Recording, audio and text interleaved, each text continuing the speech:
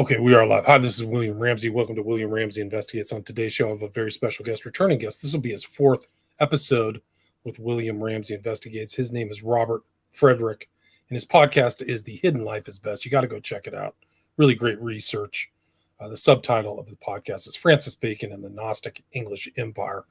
And he's just put out 2 episodes recently about a very important play, maybe one of the greatest plays ever written, Hamlet, and all of the elements in there. And so I listened to his 2 episodes.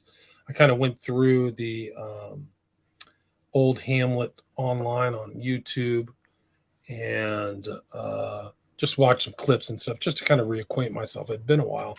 I haven't really watched it since I was in my early 20s, but I'm familiar with the line of it. But there's a lot in there. There's a lot of very interesting stuff in this play. It's one of the longest plays written by Bacon Shakespeare, but oftentimes it's edited down into a smaller, watchable version. But like anything, and how complex these plays are and how layered they are is really astonishing, and how erudite they are.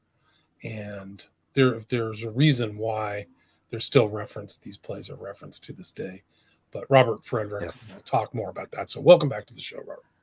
Hello, William. Thanks for having me on. Yeah, my pleasure. Thanks for reaching out. People who didn't hear our other 3 talks, can you just do a overview how you got interested in the subject of Bacon as Shakespeare and what led you up to Hamlet? Sure.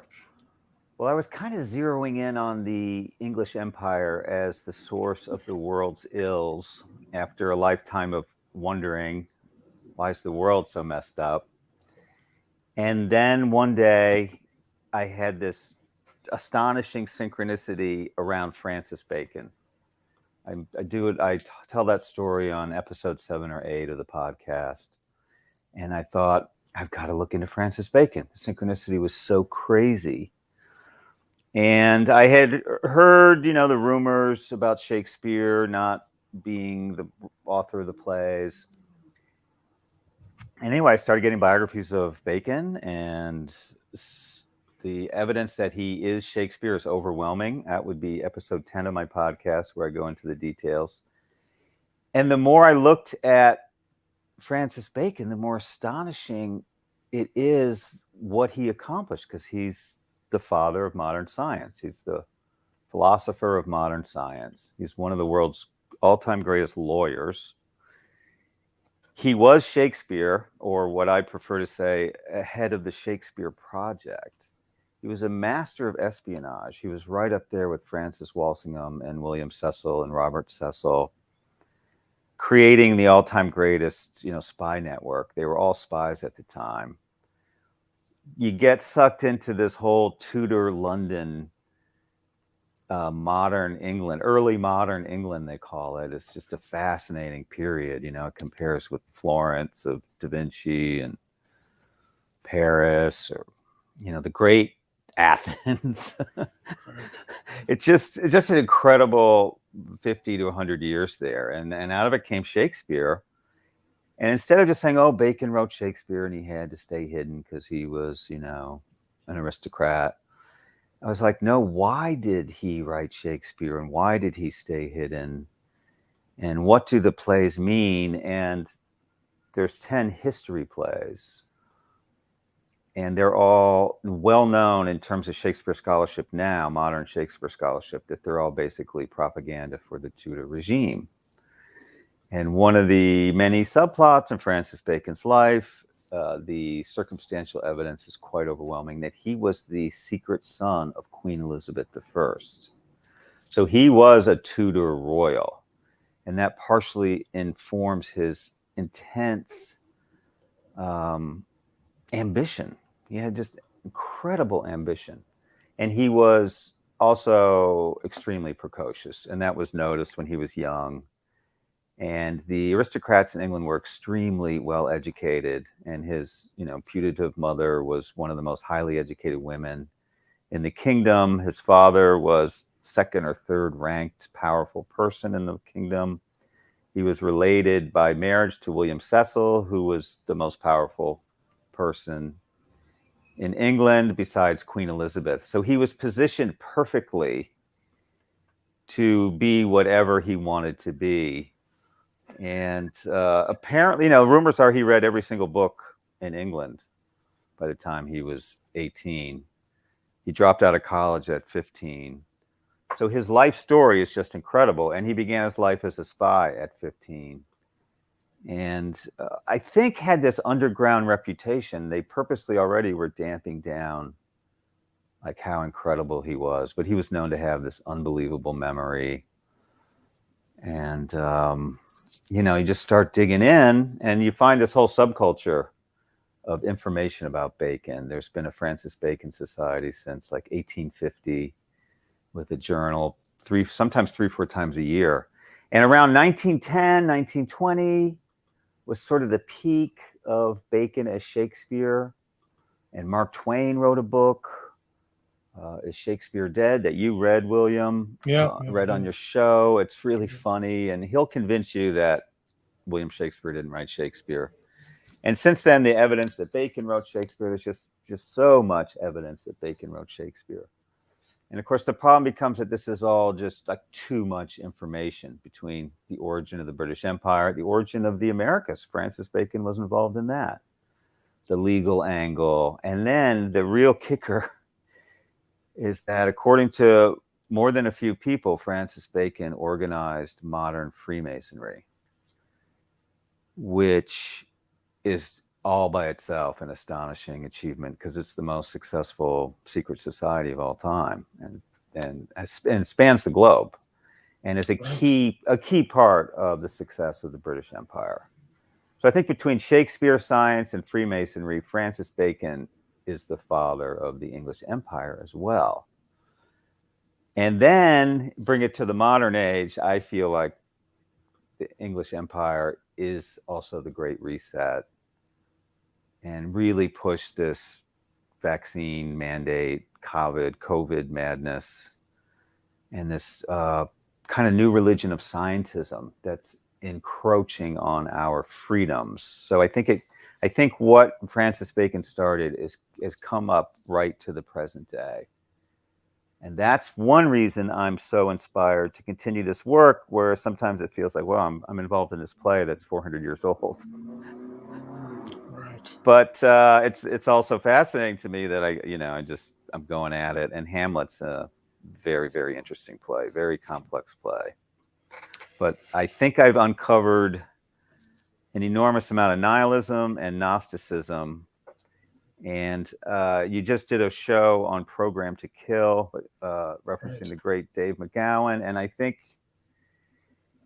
Macbeth is obviously programmed to kill by the witches who I expose as intelligencers, which is what they were called in those days, as a spy network. And it turns out that Hamlet has astonishing similarities to Macbeth in terms of the shape of the play.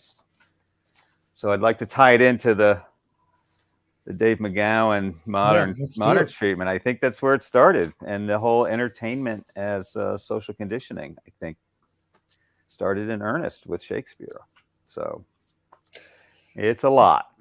Right. And they both see kind of witches or apparitions. That's really the beginning of the whole narrative, right? Yeah, they're both, let's see, I have it written down.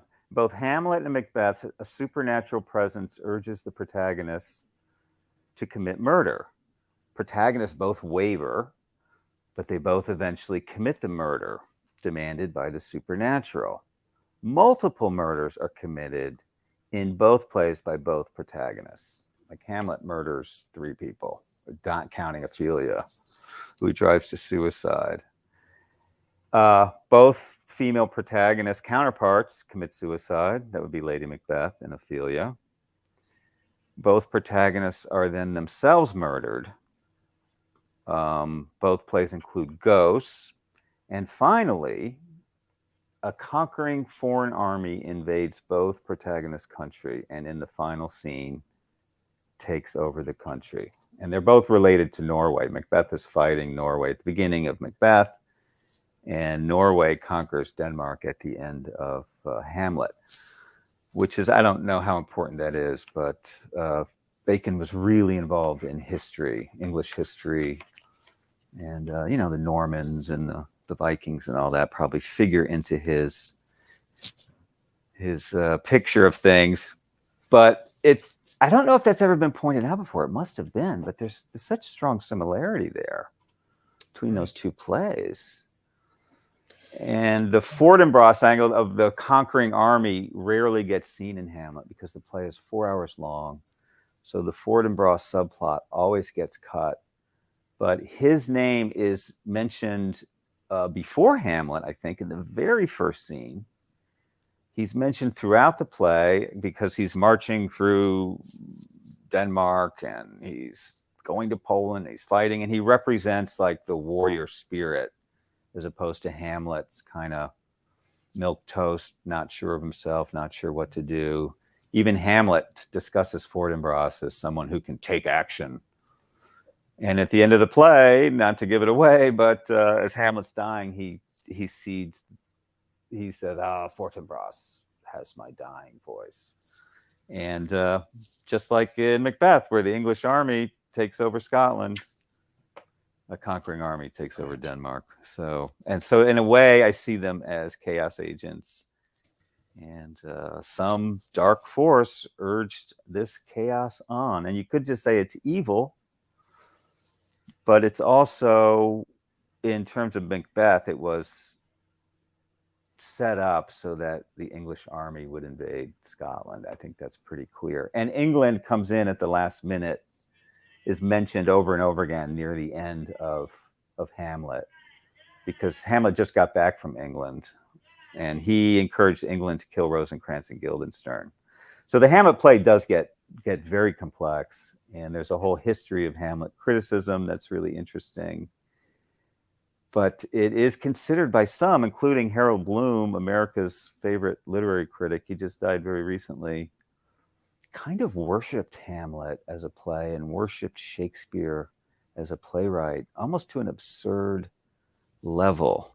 But he did he edited a book, or saw a book to be edited, of the history of Hamlet criticism, or writing about Hamlet. That's quite fascinating. And real criticism of Hamlet didn't begin until the 20th century. But Harold Bloom, even though he did say Hamlet cannot love, thinks Hamlet was the smartest literary character of all time and, quote, as charismatic as Jesus and King David. Like, wow, that's pretty bold. It was really this bizarre level of Hamlet worship and Shakespeare worship, which is what you find. I mean, the importance of Shakespeare to our culture and the whole English-speaking world is really hard to gauge and hard to imagine. So, Bacon was just extraordinarily successful doing what he set out to do in the first half of his life. It's just remarkable. Yeah, the achievements are off the charts. Off it's just the greatest achievement. And there are stories about him, like he was, he had parties, like dinner parties and things like that. So he was and who was his best friend? It was John. No, it wasn't John Locke. Ben Jonson. Ben Jonson. So he was probably drawing in this talent pool. Oh yes, to put all this stuff together. Yeah, great talent pool. Yeah, there were huge. There was huge talent in England at the time. Great writers. People like Sir Walter Raleigh wrote a book in prison called The History of the World. There's a guy named Thomas Harriot, who almost nobody knows, but he learned Algonquin. He was with Raleigh in Jamestown, which is a big thing Bacon did, was settle Jamestown. And Harriot also invented mathematics that are still used today and was the first person to use a telescope to look at the moon. All kinds of stuff. Christopher Marlowe, Ben Jonson, Thomas Kidd, Marston and Hall, playwrights that are still played today, poetry and poets. They were extremely well educated, really smart. And then the whole espionage angle.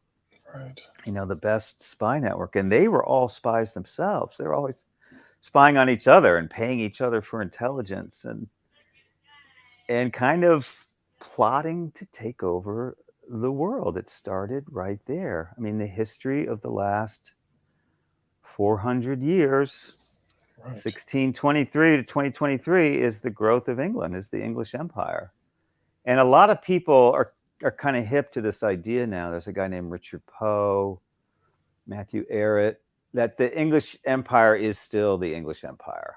Right, still functions, still It's powerful. it's The still Queen, extremely still powerful. rules over owns all the land Yeah. in the Commonwealth. So, And you'll notice with the COVID, the worst lockdowns were Australia, Commonwealth, right, New Zealand, Canada, Commonwealth, Canada, yeah, Commonwealth, Scotland, England itself. They have extraordinary power, and they also initiated the Great Reset, according to some researchers. And Prince Philip was on the board of the World Economic Forum. And Charles is pushing global warming like, his hair is right. on fire. And it's just, it's obvious another hoax, but global warming, global solutions, they're so intent on taking over the world And that it's interesting to think, like, you can see that time, Robert, right there at the beginning of 1600. England Mhm. before that time and after is remarkable because it Incredible. was really kind of a backwater. It was like Totally. they were just people thought it was nothing worth fighting over or anything. They're really not. There was internal squabbles, but it didn't express itself like it did after Bacon, which is incredible. The Yeah. U.S., everything, yeah. Yeah, it all changed. It all changed with the Tudors. The Tudors came in, and John Dee and the kind of occult, Giordano Bruno was there, and they kind of combined the occult with Protestantism. They broke with the church. That was another incredible thing. And Henry VIII made himself head of the English church. So he was kind of like the Pharaoh again. He was head of the army, head of the country, and head of the church. He was the spiritual leader of the country. And they pulled it off. They destroyed all the monasteries and divvied it up. And they had a genius for, managing this semi-medieval structure and bringing it forward and fending off the Spanish and keeping their act together and avoiding any assassinations, through James I, who followed Elizabeth I, was James I. And then his son Charles lost his head. So there was a civil war, I think it was 1640s, around 20 years after Bacon died. There was a civil war, and Oliver Cromwell came in. He lasted 10 years, but then they restored the monarchy. And the English monarchy is the only important monarchy left in the world. They pretty much saw to it that all the rest were destroyed, and pretty much that was what happened in World War I. The Turkish Empire died, Austro-Hungarian, Russian, Spanish, I forget when they died, but they're kind of a non-entity. Or Netherlands. The Netherlands monarchy is intact, but they don't really have any power. But they were England's best friend. And all that stuff is fascinating, and it's a whole other world of research. But all of this stuff branches out in so many directions that I find, endlessly fascinating, especially in terms of, world history and how the English pulled this off. And I think Shakespeare plays an enormous role. First of all, when you think about England, I really don't think you can spend more than a couple minutes without thinking of Shakespeare. Maybe I'm wrong. Would have to ask people, but I would bet you Shakespeare would be one of the first 10 things anyone says about England. And you mentioned, William, when King Charles made his first address to Parliament, he name dropped Shakespeare within 30 seconds. Right, that's right. And as the bard said about the first Elizabeth, and she was a star or something, he just was meant by Bacon to be mythic. Bacon read the myths. He wrote a book about the myths called Wisdom of the Ancient. He understood how important myths were to human consciousness and to political consciousness and the identity of a state. Like, he knew all of this stuff, like, way before modern psychology. And he consciously created Shakespeare myth of a country bumpkin writing these great plays, that the plays themselves became mythic. They operate like myths. They're so saturated in our consciousness. once you kind of learn Hamlet, you'll see Hamlet's kind of everywhere. Macbeth is everywhere. A bunch of these plays are Romeo and Juliet, Othello, and he meant for that to happen. In fact, I just discovered a new book, Shakespeare's Troy, Drama, Politics, and the Translation of Empire as a National Myth. And I think the psychological nature, like the intense nationalism of the English, has a lot to do with Shakespeare. Intense patriotism. As I mentioned, those history plays are all about how great the Tudors are, how important the Tudors are. And they're quite moving. I don't know if you've seen any of them, like Henry IV, and he rouses the troops with the speech, and we band of brothers. Right. Henry V. Henry V, was it? We happy few, we band of brothers. Were he today that sheds his blood with me. Yeah. Be ne'er so vile, gentle his condition.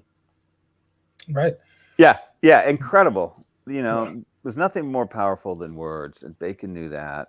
Yeah. He transformed the English language. Some people give him credit for that. They don't even think he was Shakespeare. They think because of his book of essays, and then his later book, 1603, his books on science started coming out.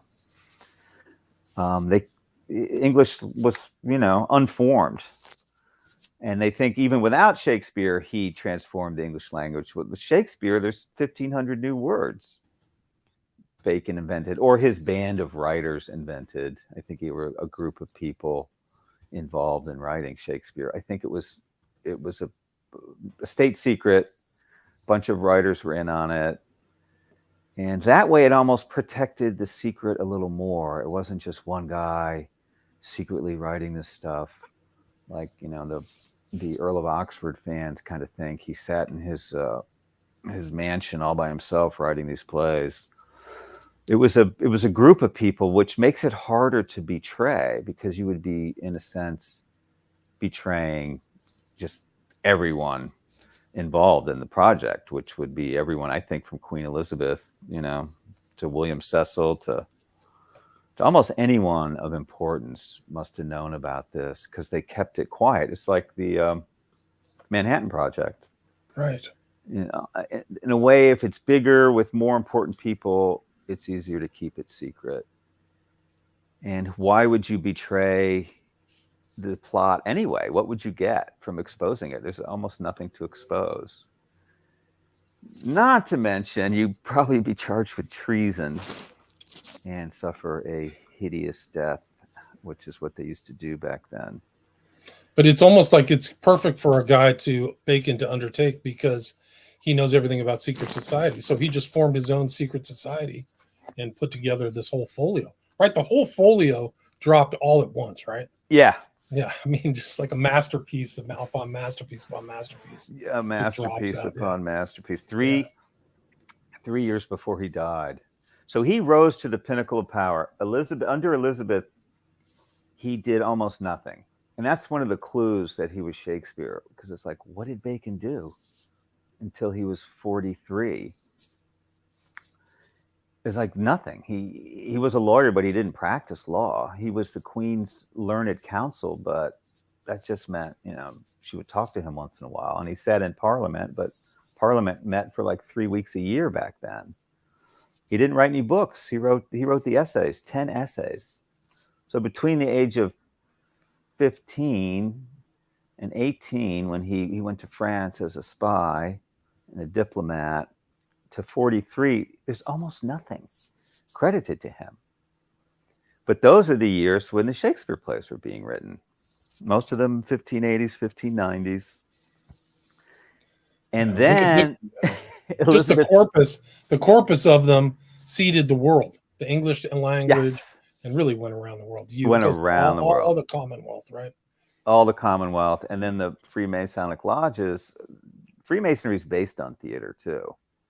The initiations are all very theatrical, especially the third one. And they love theater, and they have theaters in their lodges, and they would put the plays on. And, of course, plays were so important back then. Obviously, there was no radio or movies. So people were always doing plays. It was a very, very important thing. And it still is. Theater's still powerful. As I found out, I just went to Central Park. They're doing Hamlet in Central Park right now. And to keep it relevant, they had an all-black cast, or a mostly all-black cast. There's a picture there. That's the gravedigger scene. And the gravedigger's white. There's Hamlet with the skull. And there's just another great image, which is Freemasonic. The skull is a heavy Freemasonic symbol. And the director of the play, you see, put the Masonic floor tile on the stage. Right. So that was pretty interesting. Yeah, so it really just, it's still there. It is like 400 years morphing, going to a different location, different ethnicity, still speaking that English. And every 10 years, a major movie star does Hamlet. Back in the 80s, it was Mel Gibson, Kenneth Branagh, 90s, Ethan Hawke, I think the Knots, Patrick Stewart just did it in England with a very famous English actor. They just always bring it back and put it before you. That's like one of the big things of the actors that solidifies their legitimacy, is that they played Hamlet. They can do Hamlet. Yeah, they can do Hamlet. And somehow we sympathize with Hamlet, but he actually does nothing good in the play. He murders 3 people. He pretty much destroys his mother. He has 0 sympathy for his mother. He has 0 sympathy for Ophelia. And when I first was looking at the play and watching the play, I thought, Ophelia could have saved him. Like, love would have saved him. And Ophelia loved him. And he supposedly loved Ophelia. But one of the key scenes in the play is his brutal, brutal treatment of Ophelia, who eventually goes mad. And I think that's one of the reasons people feel compelled by the play, because it's such a pitiful, sad scene. And Ophelia goes mad and then later commits suicide off stage. And then she's brought back in the gravedigger scene, where suddenly Hamlet decides he loves her and fights her brother. So he destroys the grieving family's funeral to show his love for Ophelia, who he couldn't show an ounce of love before the play. And in the podcast, so number 11, I go through this in detail, how the characterization of Hamlet makes no sense in the play. And the characters of many of them don't really add up. And this has been mentioned by people like Leo Tolstoy.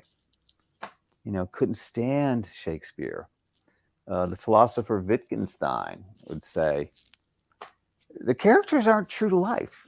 It's not true to life. And that's what I've been finding as I've been digging into Shakespeare, is that the plays actually aren't that great, but some of the characters are, and a lot of the language is. It's very compelling. It's very hypnotic. You're pulled in by it.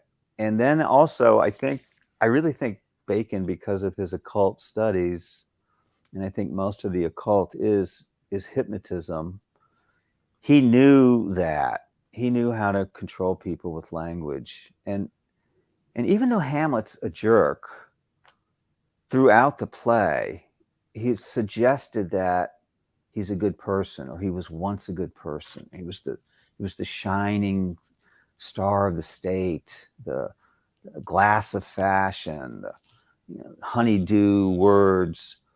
And at the very end of the play, Horatio, who's a very nondescript character, is the one person Hamlet says he loves, which kind of has these homosexual overtones. Like, he can't love any women in the play. But for some reason, he declares his love for Horatio and then gets embarrassed while he's saying it. At the end of the play, Horatio says, "Good night, sweet prince. May angels sing you to your rest." Well, sweet prince, he hasn't done a single sweet thing. Right. The whole play. Complained, he schemed, he screamed at the women. Stabbed somebody. He kills his best friends, Rosencrantz and Guildenstern, without a second thought. He kills Polonius, Ophelia's father, and he almost commits suicide. he wants to commit suicide. Yeah. he wouldn't kill Claudius, but he doesn't want to kill him because Claudius is praying.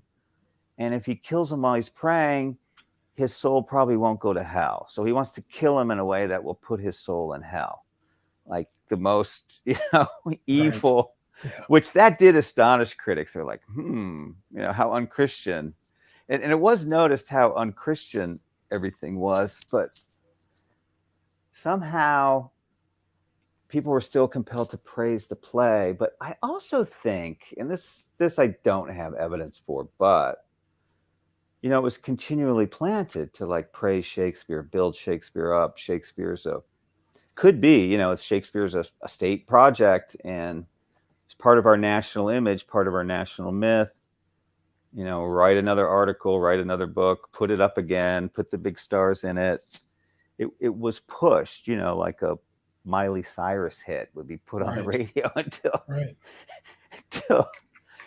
you like it, that thing where you hear a song 10 times till, actually I hated that song when I first heard it, but now it's not so bad. Maybe there's something like that has happened over the centuries because Shakespeare's constantly pushed on us. And I noticed that my son in high school just a few years ago was given a Shakespeare play to read. I think he read 2 or 3 of them. One of them's called Twelfth Night, which I took a quick look at, and I was like, oh yeah, there's all this cross-dressing, applied homosexuality. The subtitle of the play is What Thou Wilt.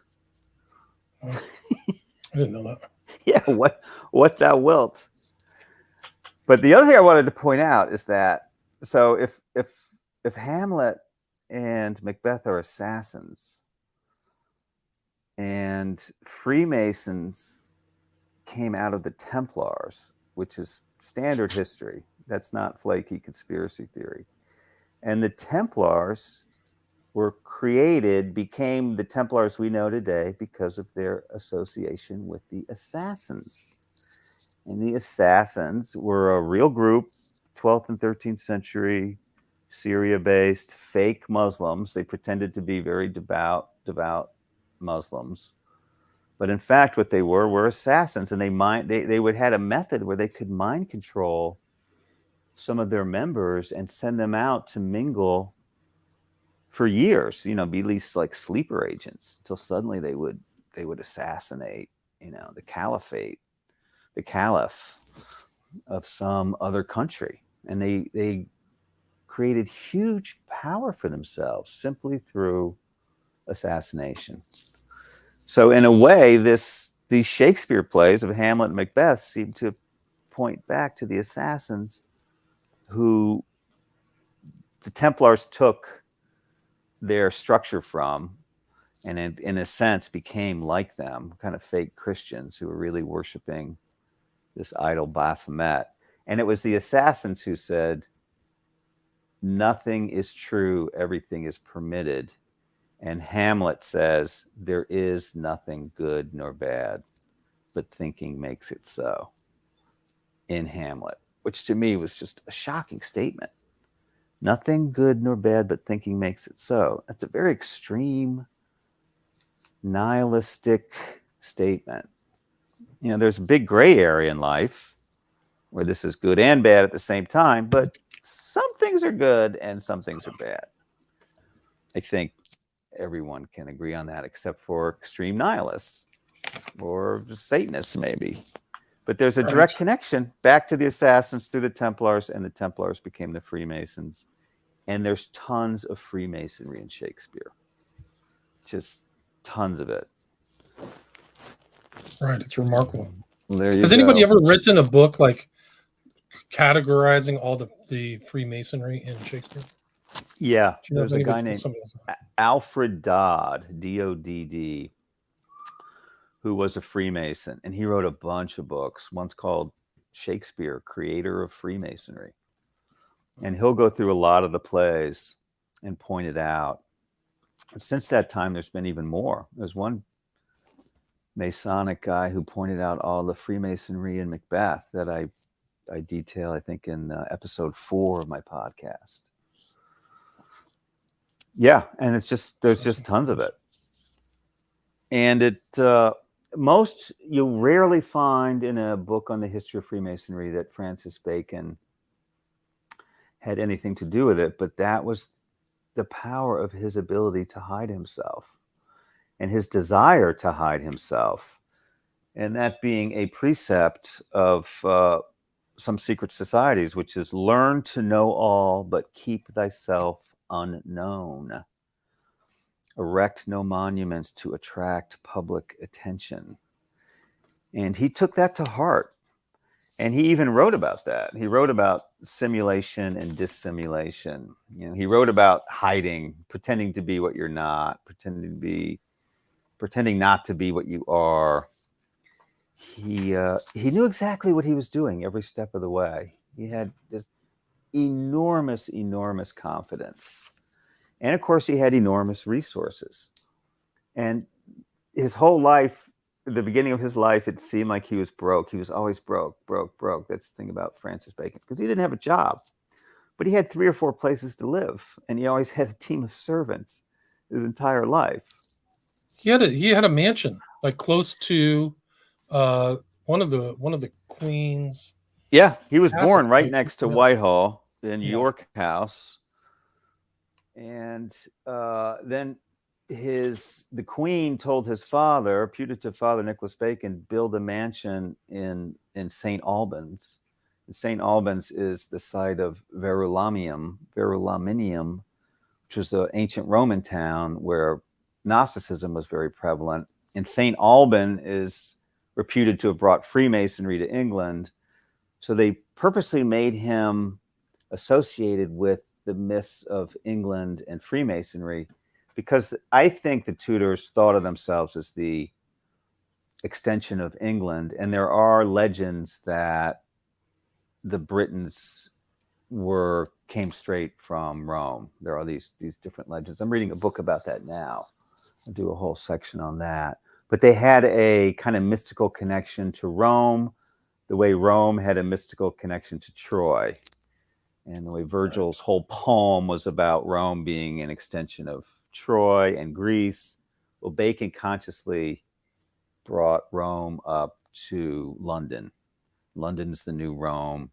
But then they even went to London as the new Jerusalem, and they grabbed hold of Judaism, but at the same time, they're Gnostics, so they were repudiating Judaism. So it's not a simple, logical world that they lived in. Gnosticism is like that. It's very syncretic. It brings together bits and pieces of kind of everything. And it's constantly shifting and reshaping itself, which is, I think, why it died out. Whereas, mainstream Orthodox Christianity settled on, one Bible and one kind of theology. With Gnosticism, it's crazy. I mean, it's just all kinds of crazy creation stories and after-death stories and strange magical rituals and practices that many of them are repulsive. And in one way, Gnosticism just died out. But it stayed in this secret undercurrent that they can trace it. They can trace it all the way into the Assassins, through the Templars, the Cathars in France, the Bogomils in the Balkans. It's actually the concepts, the precepts are around today. Some people have made I think Lindsay made the argument. James Lindsay's discovered it. He really discovered the Gnostic element of communism. Communism is Gnostic. A lot of the Gnostic sects preached a communistic doctrine and this equality. But really what it is they want control because they have the special knowledge. Right. Only to a very few. And that's why they want to totally control everything. So on the one hand, they're rebellious and rejecting any rules like the 10 Commandments. Or God, right? Or God. They're actually fighting God. They think they're in a war with God. They're going to create their own utopia. It's Gnosticism. With their own thoughts, anything that comes out of their mind, they're going to create it. Beyond good and evil. That's exactly what's going on a global scale right now. Yeah, it's totally a rejection of God in an attempt to rewrite the laws And they also have all this mysticism about combining the male and the female, and they're neither male nor female, and all this That's very Gnostic current, too. very, very current stuff going on as Gnostic. James Lindsay jumped on this about a year ago. He's done some amazing podcasts detailing it, where he combines it. It's Gnosticism and Hermeticism combined. Somewhere Satanism jumped in there. That's another area of research, because they have a different cosmology, but their methods are pretty much the same. To destroy the existing order. Right. New order out of chaos, create a new order, and steal the world from God. And Bacon pretty much says as much. He thinks the destiny of humanity is to conquer the universe. It's in his most famous book of philosophy called Novum Organum. It just blows my mind that nobody's ever pointed this out.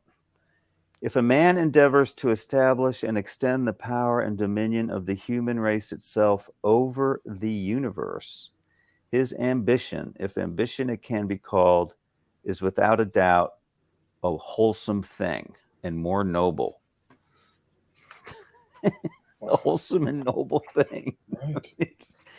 It's shocking. And now we have scientism, we have artificial wombs, artificial intelligence, start a civilization on Mars. And they kind of want to do away with women. So one of my themes of this last episode was hatred of women, because the Gnostics, specifically this Ophite sect, who were serpent worshippers, and there's a few portraits of Elizabeth with a serpent on her gown, and they found a new one with a serpent kind of hidden in this painting. When originally it was painted with a serpent. And this was one of the very first Gnostic sects, called the Ophites. And they forbade intercourse between men and women. They encouraged homosexuality. And then they would practice abortion should a woman get pregnant, because that would be extending the domain of the demiurge, the evil god that created this planet. Right. That's how intensely they believed that. And people believe that today. Gnosticism has come back publicly, and it was always there hidden. James Lindsay has exposed that, as Marx was a secret Gnostic, and Hegel, Gnostic Hermeticist. And it's kind of hip and rebellious at the same time. It's totalitarian and dictatorial. So nothing about this stuff is logical, and nothing about Hamlet is logical. The play makes no sense whatsoever. But yet we still feel attracted to it. We still care about Hamlet somehow, because of the language of the play. It pulls us in and kind of almost hypnotizes us, that we don't really notice what's actually happening in the play. Like, he so casually kills Rosencrantz and Guildenstern.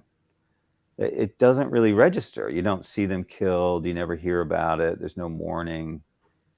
You sort of think they deserve it because they were working against Hamlet. But Hamlet was purposely acting crazy and threatening people. Right. So it's really, really complicated, and has spawned, centuries of debate. But at the core, I think you mentioned this before we went live, is there's just a lot of nihilism in the play, which kind of goes unnoticed. And it's very apparent in Macbeth. And I got to wonder if Shakespeare was the beginning of literary nihilism. And did he see this as a future? Was he kind of seeding unconscious ideas in us to make us easier to control somehow? Because at the end of the day, if things are weak and unstructured, you want a strong ruler and a strong leader. And England has always had that. They had just abject conditions. The poor were so poor there. It was a very rich country. But as Dickens brought out, there's all this abject poverty and absolute worship of the sovereign. Incredible how they could pull that off. And if you see these TV shows about what it was like to be poor in Victorian England, it's just absolutely shocking. Yeah, just filth everywhere, mud, poor poverty, really rough. You get your Homelessness. nose cut off, ears cut off in the streets, Yeah. slashings, just like Yeah. hyper violent, like incredible violence. Life is Meanwhile, super cheap. Meanwhile, they were loved England and we're the greatest and let's take over the world and let's, there was some pushback. I've heard recently there was some pushback against the empire, but well, one of the other similarities between Macbeth and Hamlet is that these two plays take place in kind of antagonists to London, England's power, right? So Scotland and Denmark, and the leaders are corrupt. They're affected by witches. They're not Christians. So there's definitely a propaganda piece. It's another piece of that propaganda. Point. Very good point. That's definitely a subtle, unconscious nod, right, to how great England is. Exactly. These guys are fighting and poisoning each other and killing each other. I got a question from Sabrina. She asked, do you believe that James I of England was a Mason, and did Bacon play a significant role in writing the King James Bible? Yeah, those are really good questions. Masonry went to Scotland, or the Templars went to Scotland, and I do think it was being practiced in Scotland. Definitely. There's just tons of evidence for that. Yeah, Sinclair Castle or whatever it is. Yeah, absolutely. And that's a whole area of research. I would love to go back and look Sinclair at Church, actually, sorry. Yeah, the first Tudor, Henry VII, who was from Wales. There was also Masonry was still in France. So this whole undercurrent of Masonry, there's a lot of evidence, that James Rosslyn Chapel. Rosslyn Chapel and James. There's a lot of rumors that he was already, a Mason. And he immediately promoted Bacon. I think Elizabeth was afraid to, because she knew his power, and she would not let him on the Privy Council. She wouldn't give him any position of power, and he didn't have one. But he was immediately knighted by James. I think he wanted to be king. And I think if you know anything about the Essex Rebellion, which is too much to go into now, there was a rebellion very late in Elizabeth's reign. And this Baconian researcher I know says he thinks it was Essex trying to convince Elizabeth to make Bacon king. And I think Bacon wanted to be king. But then when James came in, which he saw as inevitable, I mean, you had to get the transfer of power. He immediately got married, which was a signal that he doesn't want to be king anymore. He married a commoner.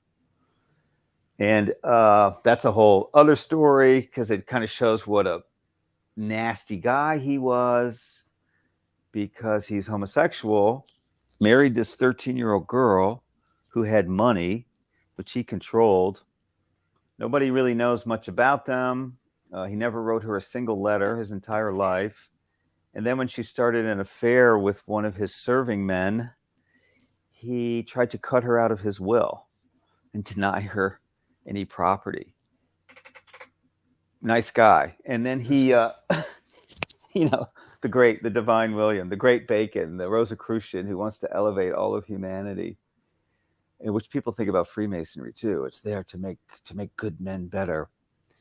She managed to hang on to the property. She refused to leave the house, and kind of still wound up, I think, as gentry, as Lady Bacon or something. I'm not sure. And I do think he played a significant role in polishing up the King James Bible. And there are some clues to that in some of the graphics. And also, if you look up Psalm 46 and Shakespeare, put in Psalm 46, Shakespeare, King James Bible,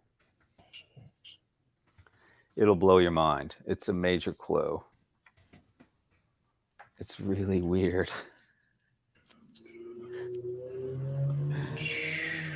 If you count 46 words, it's the 46th Psalm. Count 46 words from the first word, you get shake.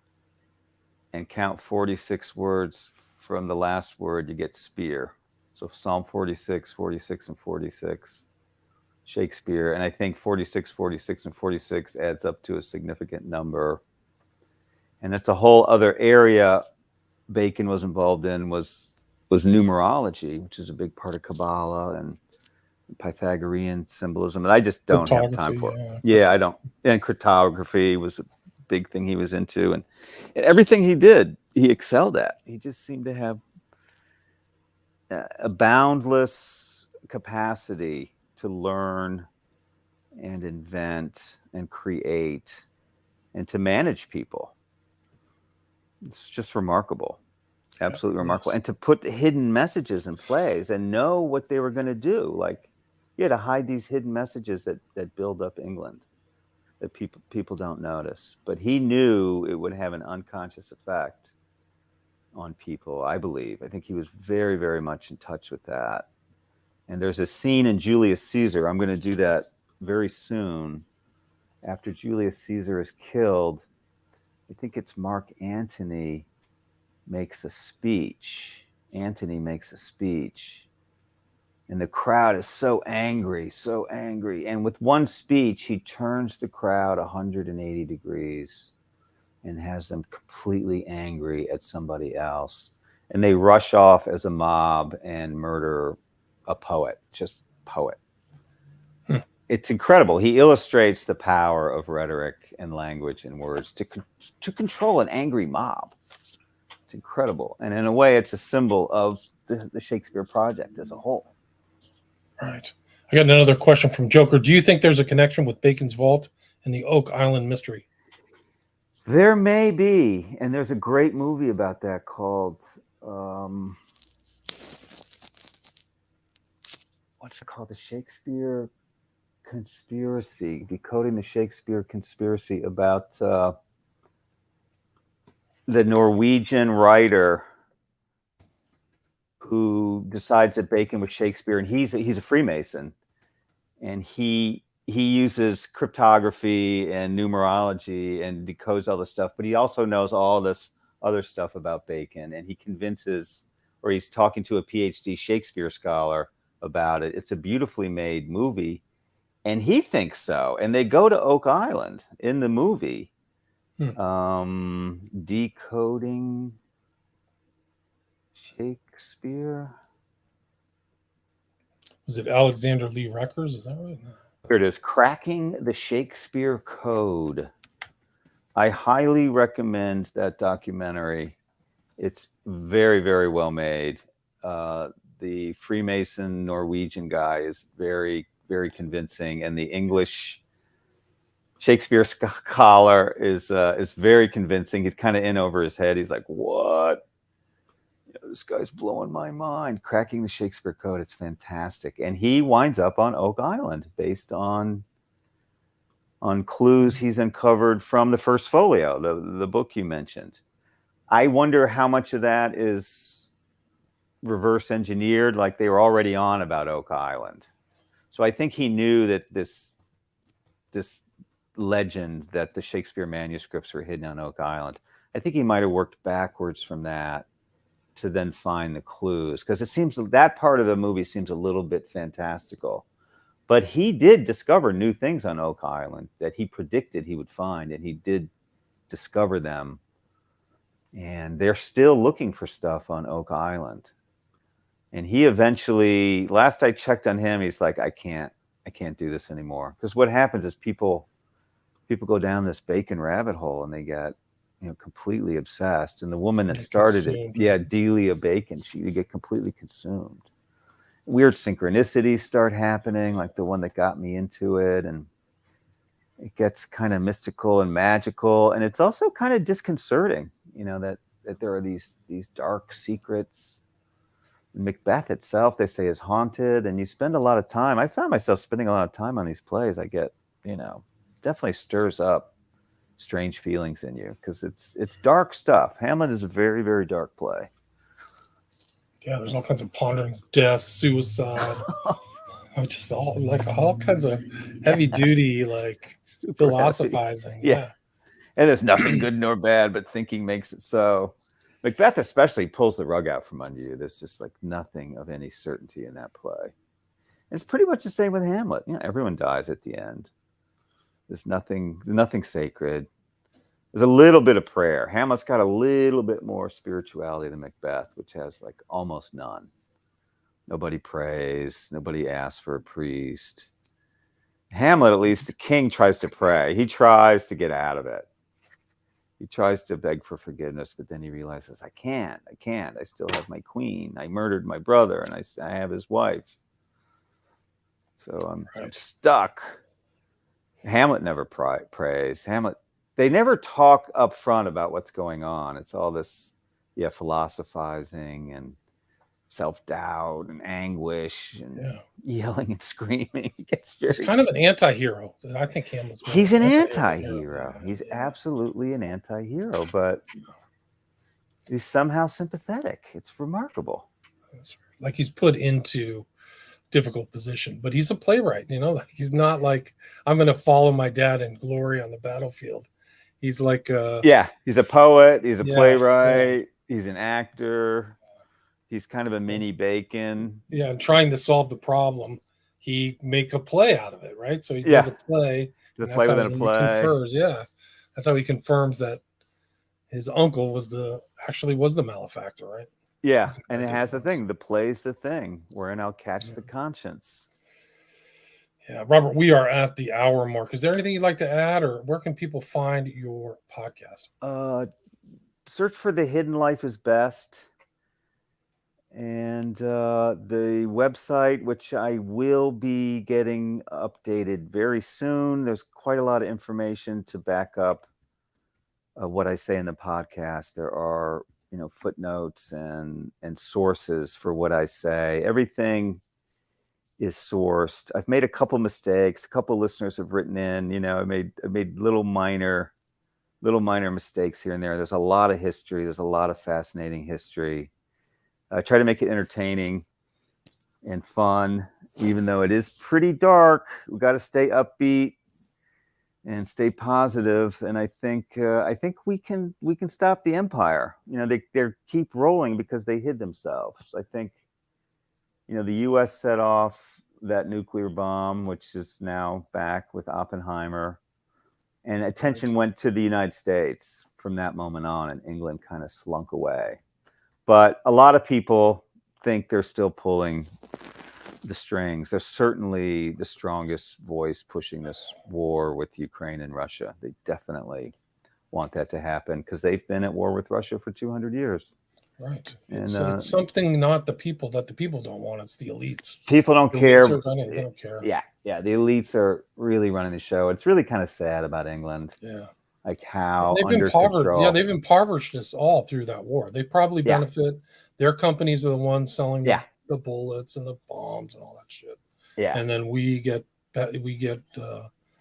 crap, lousy roads, lousy education, lousy healthcare. So. Yeah, they just hate Russia, and American defense contractors are making money, and we're in no immediate danger. But England brought this war about, and I think they're behind the Great Reset. So check out the podcast. And thanks a million, William. It's always great to talk to you. Likewise. Let me know how things progress. If you're in New York, go see Hamlet in Central Park. It's got a great opening. I think this director, I wanted to give him some props. Neil, what's his name? Kenny Leon.